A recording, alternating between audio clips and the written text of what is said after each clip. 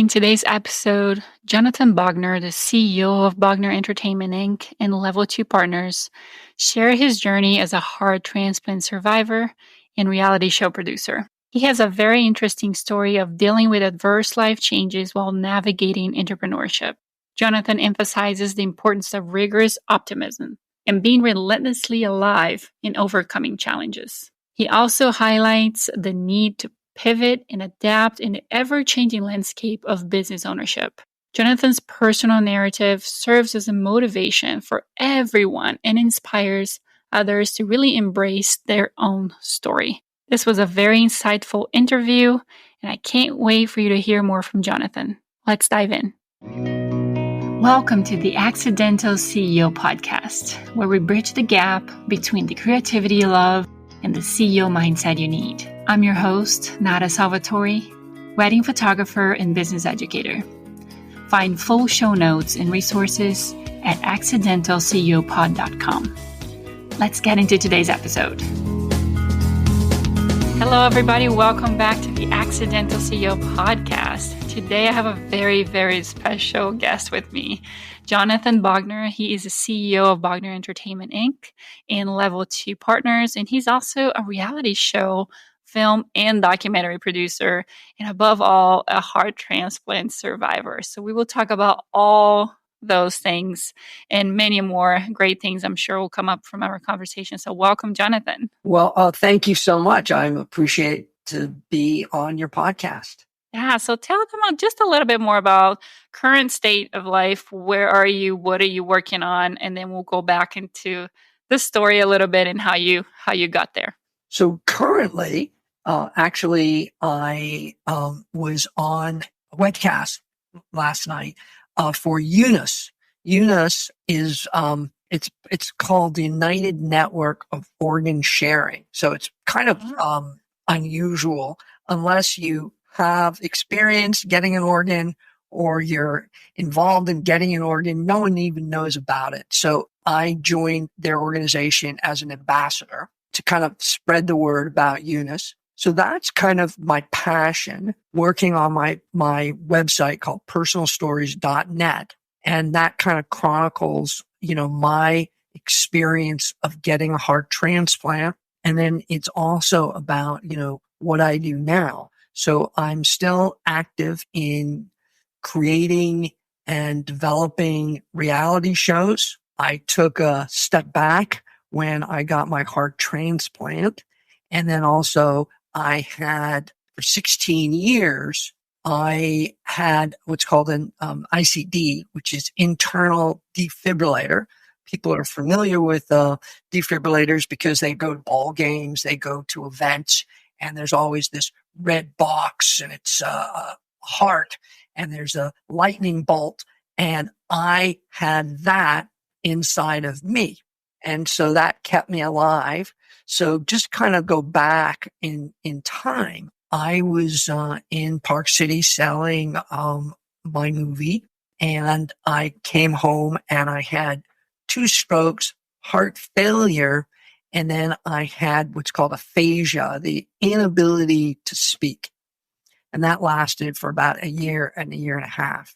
And so I kind of was on this mission that I lost my business as a film producer. And I knew I had to kind of reinvent myself. But at the same time, I did not want a heart because I got my stroke when I was 45 years old.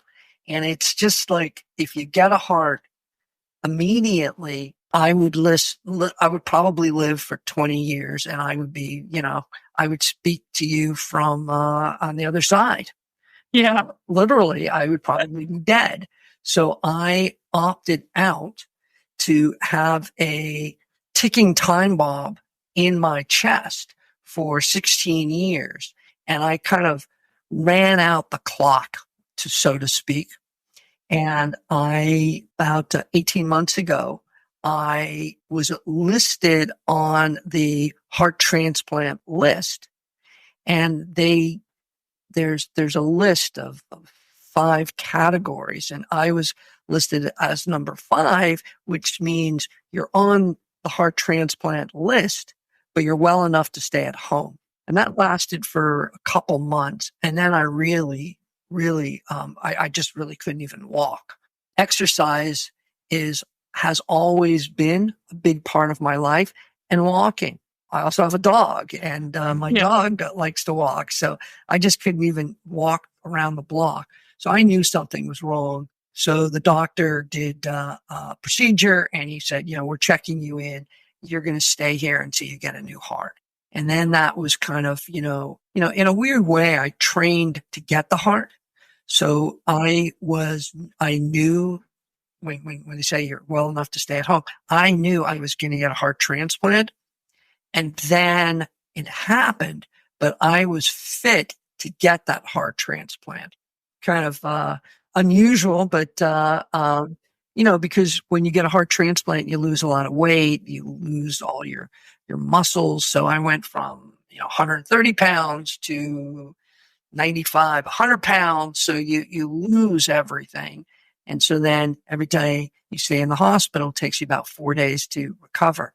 Without kind of going back into the granular details of what happened. So I got the heart transplant, and then, it's a slow recovery, and it's overwhelming the amount of drugs you take based on what as your previous life. You were in physical therapy, so you kind of know of that a system of you take your pills, and then you try to exercise or try to just conduct your life. But taking all those pills takes a toll on anyone. So then I slowly got back into what I want to do, which is focusing on personal stories. And I want to interview people like you for TV. And then I want to find these amazing stories about people who've survived, traumatic, almost death-like experiences and come back from it. And I think going with what your kind of theme was, like, how does that integrate to, my business? It was a mouthful when you told your audience all the things that I do, but I produce movies. I have done a couple of documentaries, and then I've been successful as a reality producer. And so reality is all around us. So you just have to find the right character to tell their story. So with personal stories, I want to film people, put them on my website, and then ultimately get that and sell it to a network. But I'm always looking for great, interesting stories. And so in order to find those interesting stories, you have to get the quote, the star or the person that you found. And then you have to have a process. And that process is creating a deck. And because most people don't read, so assuming no, very few people read today, and everything has to be bite-sized. So then you have a deck that kind of tells the audience or your buyer what you have. And then I really like to do a sizzle reel, which is about anywhere from 1 minute to 2 minutes, telling you what to expect. So I do both. I do the deck, I do the sizzle reel, and then if there's a request, I'll do what's called a Bible, and we'll outline all the shows in the series. So I do that. As I said to you, I joined Eunice about the organ sharing, and I'm also working on my reality shows. And I also I had to take a step back when my entrepreneurial activities. I did a show called Entrepreneur Elevator Pitch. And that show exposed me to all the fantastic people who have great ideas and they're trying to get some money. And that show aired for 5 seasons. And I was involved in the first season. And that got me interested in, with a couple, my partner, to invest in some of the entrepreneurial ideas. So I'm also an investor, but I conduct myself as more like a board member, and we try to give advice. So we have a cookie dough company. We have we call it's the anti-fanny pack, meaning, the fanny pack everyone knows, but this is a very form-fitting way to keep all your valuables near, on your body. And then we also have another company, which I clearly need, is minoxidil. We developed a brush that we optioned, and that brush, which I think everyone, if your audience doesn't know, if you lose your hair, whether it's a man or a woman, it happens to most people as they age. There are two treatments. You have minoxidil as a topical formula, and then you have minoxidil as a pill. But no one has actually have a brush that combines brushing your hair with minoxidil, because it's usually a dropper and it gets all over your hair. So we developed that, and we're trying to sell that. So I'm always involved, and I always want to be kind of busy. And, I try to kind of have a routine, how I conduct my life, and how I conduct my business. And so I set aside various parts of my day. And, you have to be flexible, because life has lots of unpredictable setbacks. And sometimes you go through that rabbit hole, and you have to stay with the rabbit, and you have to try to catch that rabbit. But sometimes it takes you more time than you allocated. I'm a man for all seasons.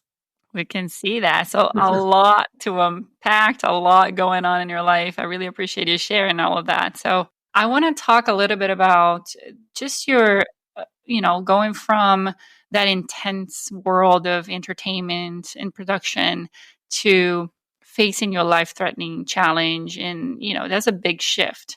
So how do you think your experiences as an entrepreneur kind of helped you with that strategy, or maybe with some steps for you to really be successful in that transition through your personal health journey? It's a very good question. And I want to kind of spend a little bit of time on that. I feel as you mature, as you grow, both physically and mentally, with all the setbacks and the success. So, you have to treat success and failure almost the same, right? Everyone prefers the success, but sometimes the failure can teach you more than the success. So I was pretty successful as a film producer, and then I got my ability to speak taken away from me and lost my business. And that challenge you have to face head on. And that challenge is you have to be, and I have developed my methodology, my philosophy as I've gone along. I'm a person that I have to kind of find it on my own. And so I developed my own philosophy, and that has guided me through pretty much everything. So I practice, rigorous optimism. And I call it rigorous because to be optimistic is not a given. And people suffer, especially when you have the heart and life experiences that I have had. And I always joke to my friends, it's like, man, you've been through so many, health issues. How do you kind of get through it? And I always say that it's rigorous because it's hard work to be optimistic. Yeah. You don't wake up optimistic, and you suffer from, today depression is overused. At the same time, people go through depression in and out, so in and out, meaning day by day. Some days are great and some days are, quite frankly, not good days. So everyone goes through this. So I try to, again, practice rigorous optimism, and try to make transitions to what I call, having being relentlessly alive, because I want to focus on you and me, and everything else is a distraction. So you have to be alive and live. Again, all these cliches that we all know actually work. So I coined it being alive and in the moment, relentlessly alive. And I try to practice that. That doesn't mean I smell the roses. It just means I'm aware. And I go for a walk, I work out, and every time I do certain things, even though it's a routine, I see different things. I observe different things. So I practice rigorous optimism, being relentlessly alive. And I also have to have a life that is resilient, and being a resilient life means that, all the stuff, the crap in your life, the stress that you go through, daily stress, business stress, marital, friends, they are all weighing on your body. Stress it's almost like your cancer. So you want to kind of manage and it causes inflammation in your body.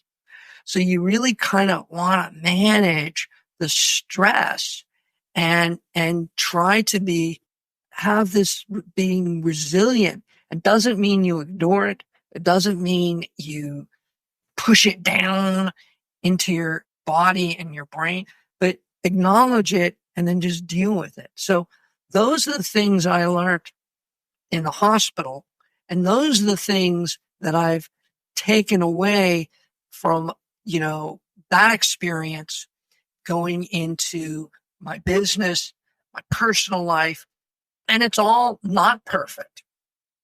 I mean, and it's also, you just walk around your neighborhood and everyone has a facade they put on, and then you have to really know them. And then you go into their door and then you can see all the crap that they're dealing with. It's the joy that you get, but the daily grind gets people depressed. People also have suicidal thoughts, whether you commit suicide or you have those thoughts. They're also very disturbing, and you just can't get out of your own way.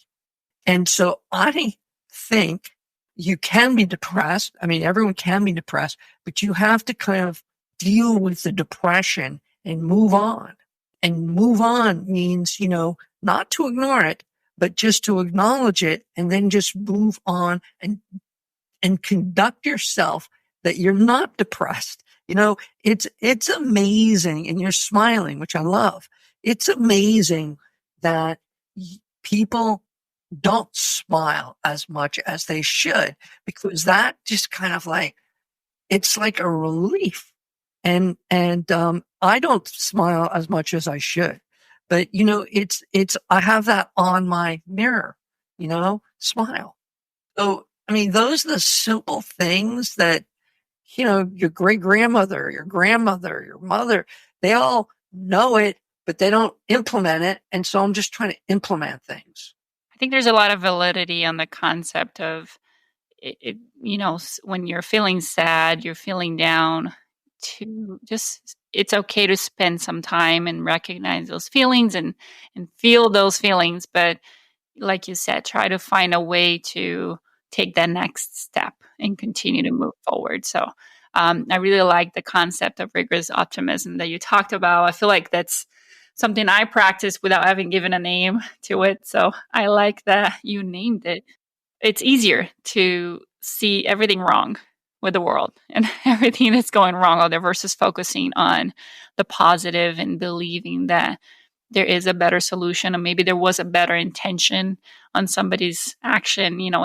It's a hard habit to gain, but it's a habit that can be gained with practice? I mean, I totally agree with you in the sense that there's usually, I mean, I always said this, there's three sides to every story, right? Your side, my side, and really what happened.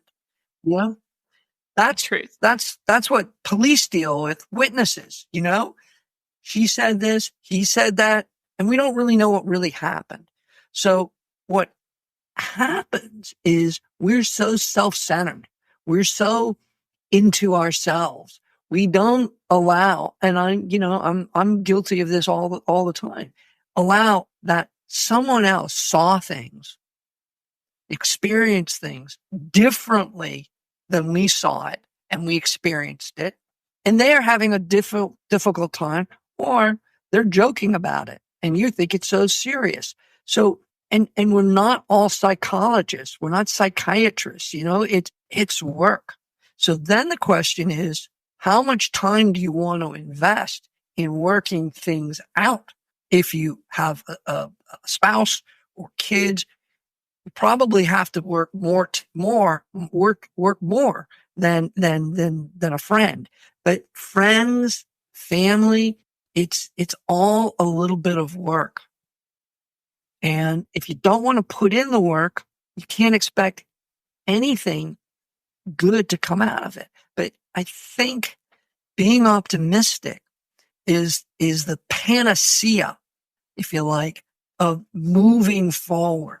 There's also kind of like leaders that, put you down, or leaders that bring you up. I prefer to, if you're trying to lead people and you want to be the boss, then it's incumbent upon you to, spend that time, that quote, HR time, investing in that person. And if you're not going to do it, get rid of them, because they're wasting their time and you're wasting your time. So you have a very interesting story when it comes to your transplant, the recovery, the comeback. Everything is very incredibly inspirational. So how do you use your personal narrative to really motivate the teams that you work with, maybe those companies that you are investing on? Have you ever made that transition into sharing in your story in a way to try to evoke that passion and excitement into the people that you work with? Well, I mean, I don't want to kind of default, which I like to default to, like, okay, life could be worse. And I'm going to tell you how much worse it could be. And you're just living day by day, or you're just living and everything is pretty good for you. But, health crisis, you walk out the door and you don't know what, you expect. You get in your car, drive to work, drive to the grocery store, whatever your daily activities are. And I hurt my hand, but snapping your hands, like, boom, life can change in an instant. And then you have to have a whole new way of dealing with what happened to you and dealing with a crisis, whether it's you personally or someone that you are. And I use the word intimate, meaning it could be a personal relationship or a friendship. You're intimate. You know that person really well. You have to have empathy to see what happened to them. And so I use that as an experience that, like, you go to work, everything is actually pretty good. I mean, like, when I used to do presentations where with entrepreneurs of saying, like, give me an idea and I can spin their idea to make it seem that it's doable. Or you also can work out with situations with people and you can't help them. I think the power of no is overlooked. Not saying no as being an optimist, but sometimes people are trying to please other people. And so sometimes you have to have the strength of character to say, you know what? And I'm learning this as I go along. Sometimes it's like, you know what? The amount of time to develop your reality show is not worth it to me, because I don't think, one, I don't think I can sell it. And two, I don't want to be involved with the characters that you've aligned yourself with. Not to say that they're bad or good, but when you have a relationship with a movie or a show, any relationship, it's a lot of time. So time is the irreplaceable capital of our lives. That's profound. It's like we can't get back the time we have spent on something else. So it's not like a bank where it grows, your money grows. This is something you invested, and you have to meet success and failure at the same time. So you get knocked down, and I've been knocked down, and I have now reinvented myself again, and I've reinvented myself, dealing with what has happened to me, but I don't want to define myself. Well, you know what? I am defining myself. I'm defining myself as the new me, Jonathan Bogner 2.0. We overlook the fact that I got a woman's heart. I didn't even get a man's heart. So that was also kind of traumatic, and getting a woman's heart, we can discuss that, but I am defining myself as what happened to me, but I don't want to be a victim of what happened to me. I want to use that as an example to tell people who work with me or I employ or I'm trying to sell. It's like, hey, life can happen in an instant. This happened to me. I moved on. Can we work together? I think there's a big difference between letting it be part of your story and letting it be your entire story, right? So it doesn't have to define you, but it will change you. It will change, and should hopefully change how you see things, how you react to things, how you interpret things. So I think there's nothing wrong with really taking, things that happen in our lives, positive or negative, and help that build the narrative to who we become, without letting it hold us and be the entire thing that we become. So, no, I think I want to kind of add to that. When it's fresh, when I just got out of surgery, when I got home, it was so fresh that's all I can talk about. That's all I can feel. But as life has changed, and life changes, you think life changes day by day, but it takes a couple months maybe, right? And you'll see the change. But when it's so fresh, that's all you can talk about. And now it's 18 months later. I'm still dealing with the woman's heart because there are two issues. She had a virus and I didn't have that virus. I was naive to think that I wouldn't get the virus because it's her DNA mixed with my DNA. She has a virus. I don't have that virus. So I think the cardiologists were telling me, well, maybe you're going to get it. Maybe you're not going to get it. I definitely got the virus. Fortunately, I went through a lot of, antiviral medicine, and right now it's undetectable, meaning it's still there in my body, but it's undetectable. And the other thing, which I believe, it's unique to women, it's heart spasms. So I was treated last year 2 times. Each time it was 5 days in the hospital, and it looked and appeared to be a heart attack, and they treated it as a heart attack, but ultimately it was a heart. My heart was spasming. And you have to get a doctor who does not read all the monitors to physically touch you. Because when I had a doctor, over 60, not a doctor who was in his 30s, because the doctor in his 30s or 40s was just using the monitors and said, like, I don't see it.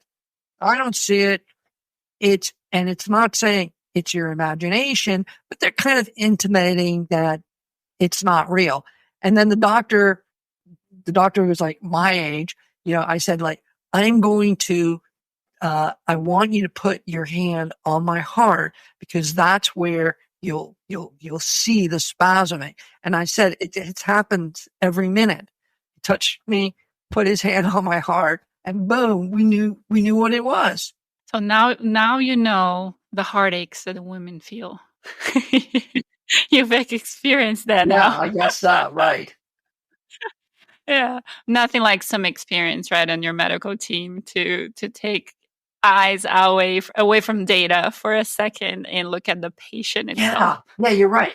Makes such a difference. Looking at the patient is very different than looking at the data. Yeah, it makes an amazing difference. So entrepreneurs really go through that pivoting and adapting, lots of changes and circumstances when it comes to businesses. What do you think your journey, just your health journey in general, have influenced the ability to pivot and adapt in the business world? How do you think that? Now, I know some of the business side of things gave you some skills to recover from your health issues. What about your health issues giving some skills into your business life? Yeah. First of all, I think, and I use the word, capital of your life is time. And I don't know how much time I have. So I feel I'm much more direct, if that's possible, with my business life. So I have cut out 2 or 3 of my businesses because I could see the path, and I thought the path was going to be, it will end up in a lot of time, and I don't think there was going to be a positive outcome, meaning money, right? So I dropped my ice cream company. I dropped my belt company. I'm still working on my Brush and Grow company. I put my exercise piece of equipment, Flip and Flow, on hold. And so I was much more proactive in cutting things out of my life. And then in my business life, I have one book that I optioned, trying to set that book up as a mini series or series. And then the other thing was a reality show that is a very niche show. So I like it. And then I'm focusing on developing kind of a new approach to my business, in the sense that, going back to what happened to me, I use a lot of products that I use day by day. So like, I have an Apple Watch, and my watch is great because it gives me motivation. They don't send me Amazon prizes, but it's like a psychic motivation that says good job, something. So Apple, I use a device that tests my heart, my EKG. So and all the things in my life that I use, I thought, wow, I'm fortunate to make a deck and make a sizzle reel and try to get those companies. And I have a tendency of being successful, of reaching out to these companies and getting myself heard, to reformulate what I want to do is get those companies to give me some marketing money to further my podcast. So it's all works together, but at the same time, I use a lot of other people in my business, not necessarily as employees anymore, more like freelancers that we can work with and I can help them, their growth, and they can help me. So kind of organic. Yes, I like that a lot. What are some of the most well-known shows, film, things that you've worked on that people will recognize? Well, I think movie wise, did a lot of family movies. I did Red Riding Hood. I did Hansel and Gretel. Then I moved into the more of the sports arena. I did Supercross, and I did a horror film called Trailer Park of Terror, based on a comic book. So, I kind of, again, looking at my life, I kind of moved from family to sports to horror.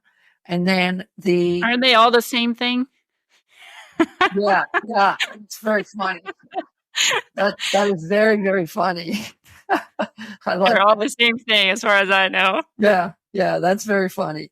And then with the reality shows, I did move from Dance Academy, meaning to King of Queens, Dance Atlanta, kind of like moving from kind of family types of reality shows to kind of a Man in the Wild. We did the Boonies, we did the Woodsman. We were always fascinating with, and then we did lots of wedding planners. We did a couple shows about wedding planners. So I kind of, whatever we could sell, I think that was the motivation. It was not like, and we spoke to the networks and said, like, what are you guys looking for? So we developed shows, cooking shows. We developed shows that we thought we could sell, not that we were particularly that interested in. And then they kind of, those are the types of movies that, your audience would probably know it or not. I think it's just all about current. You have to be very current. So it's like, if you don't have a show on, then it's like, out of sight, out of mind, know about it. Yeah, that kind of leads me to the next question. How much has the environment changed when it comes to reality shows now that there's so much out there? I feel like the volume of just reality shows and even documentaries have increased so much. How much harder it is to find a good new idea that would be accepted by a network? Again, you've got really good questions. And I had this conversation with a guy who does reality shows yesterday. So then the question is, do you want to be broad or do you want to be narrow?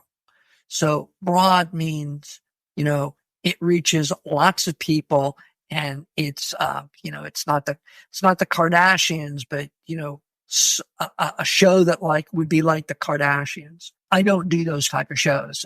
Not for any reason. I just, never gravitated to those types of shows. But so those are the big, broad shows. And I'm always looking for big, broad shows, and we can go to a network. But also I kind of like the narrow niche audience. So, there's a place for both. And yeah, there are lots of content out there, and I don't know who's paying for it, because I try to get a network or streaming service to pay for it. I don't do it. I don't do a documentary and then try to sell it. Those are acquisitions. So the barriers to entry today, in the last 5 years, because everyone has an iPhone, you can make a movie on an iPhone. But whether you can release it, whether you can get it distributed is a different story. But the fact is, you can put it on YouTube and maybe it could go viral. I don't know. But, the influencers who have a big following, those are the people that you want to work with, because they have influence. They reach 1 million people, and then find out what they want to do and try to work with them. case in point, if you've got a great book, you want to kind of get an influencer to help you promote it. That's kind of like the dynamic shift that I see in the last couple of years. And social media is, again, it's broad and very narrow. So you have to pick your lane.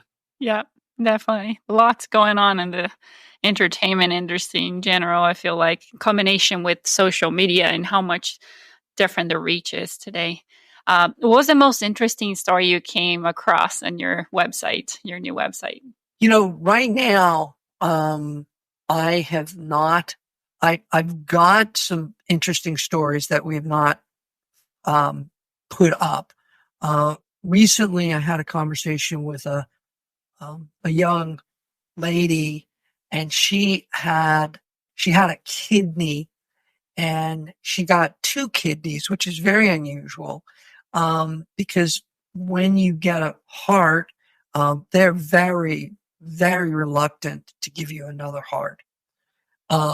So they want to do everything possible, and ultimately people die. So this young lady got a kidney, and she had she had rejection, and she got another kidney. Again, that is an interesting story that we're going to focus on in the next couple weeks, that I found out about yesterday. Well, thank you so much, Jonathan, for spending some time with me and sharing, just your experience in how you were able to adapt that into your business, world and back and forth between utilizing skills from one into the other, and just sharing some of your strategies to push through it and, come out on the other side and still raise back to success again one more time. I really appreciate you spending the time to share all of that with us. Where can people connect with you if they want to support you, find more about your products, your companies, or even maybe share their personal stories? Well, sure. If they want to reach out to me in a business sense, and they've got a great reality show that they dying to get exposed, you can reach me at Bogner Entertainment Inc.com, Bogner Entertainment Inc.com. And then if they've got a personal health story, or a really good life story, they can reach out to me at personalstories.net. Perfect. And we'll link both of those for you guys. So, but I always like to give our guests the opportunity to say it out loud too. So some of you might be driving right now. You can just listen to it and we'll write it down later. So thank you so much, Jonathan. I really appreciate you and the time that you graciously gave to us. And I'll see all of you next week in another episode of the Accidental CEO podcast. Bye. And that's a wrap for today's episode of the Accidental CEO podcast. Thanks for hanging out with us in the world where creativity and business strategy collide. I am Nada Salvatore, thrilled to have shared this time with you. Remember, every episode is a step closer to mastering the art of being an accidental CEO. So don't miss out.